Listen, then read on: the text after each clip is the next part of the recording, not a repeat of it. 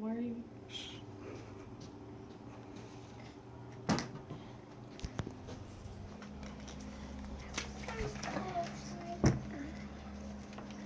How do you feel when you have to wait for something you really, really want? What if it was something you couldn't live without? Well, my niece was 5 years old when she found out she needed a new kidney. She went on the organ waiting list right away. She was called twice during a 6-month span that they had a kidney available, only to find out that the kidney didn't match up with her. She continued to wait. The third time was a charm. A small adult was in a car wreck, and her kidney was a good match. This story had a happy ending, but so many do not. One of the people on the waiting list for an organ transplant might be someone you know. The need for organ donors in our area are greater than most think. Ways to become an organ donor are simple. You need to make sure your family knows that you want to become an organ donor. The need for organ donors is huge. The problem is that there is a lack of organs and organ donors who make transplantation possible. The need for many organs and tissues such as the heart, lungs, liver, kidneys, pancreas, bones, skin, heart valves, and blood vessels is larger than most are aware of. A new name is added to the national waiting list every 16 minutes. That means that 3 people will be added to the list during this hour. The main problem with this is that 10 people will die each day waiting for an organ transplant. The reason for that is because there is only, on average, 5,000 donors nationally per year. You can choose to donate any needed organs, or you can specify which organs or tissues you would like to donate. Organ donation is very important. The following poem by Robert Test, entitled to Remember Me, shows the importance of organ donation. We'll get you the rest. Give my sight to the man who has never seen a sunrise, a baby's face, or love in the eyes of a woman. Give my heart to a person whose heart has caused nothing but endless days of pain. Take my bones, every muscle, every fiber, and nerve in my body, and find a way to make a crippled child walk. Take my cells, if necessary, and let them grow so that someday a speechless boy will shout at the crack of a bat, and a deaf girl will hear the sound of rain against her window.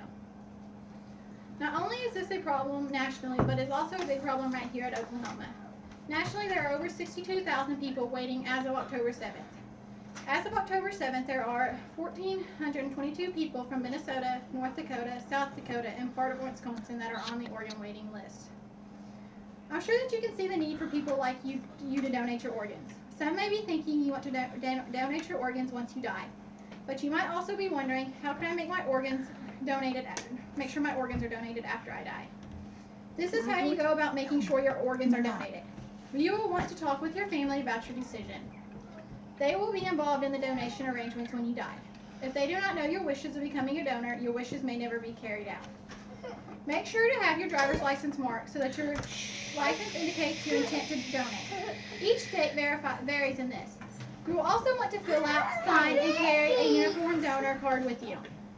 This donor card says what organs you wish to have donated and also has places for your family members to sign as witnesses after you discuss your decision with them. You can see that it isn't difficult to be an organ donor. Now let's look at what may happen if you choose to donate your organs and what may happen if you choose not to. Organ donation benefits both the donor's family and the recipients.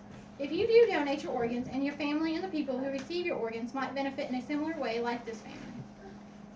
A 17-year-old died of head injuries in a car accident. His mom decided to donate his organs. His heart went to his prison chaplain, his kidneys went to a mother of 5 children, and a Vietnam vet. The Vietnam vet is energetic and is finally getting his college degree. The teenager gave life to others, and his family feels a sense of satisfaction and comfort that others' lives have been touched by his.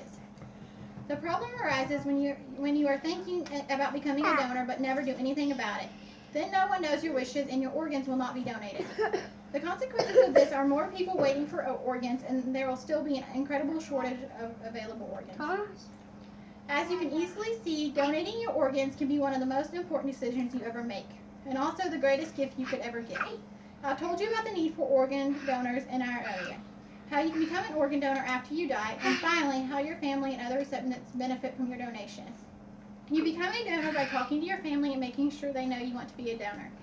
Fill out and sign a donor card and indicate your wishes on your driver's license.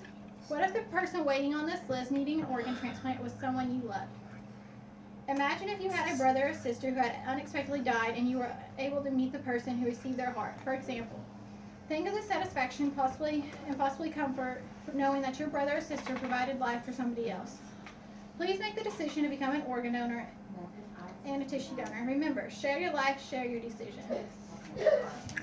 How long was it?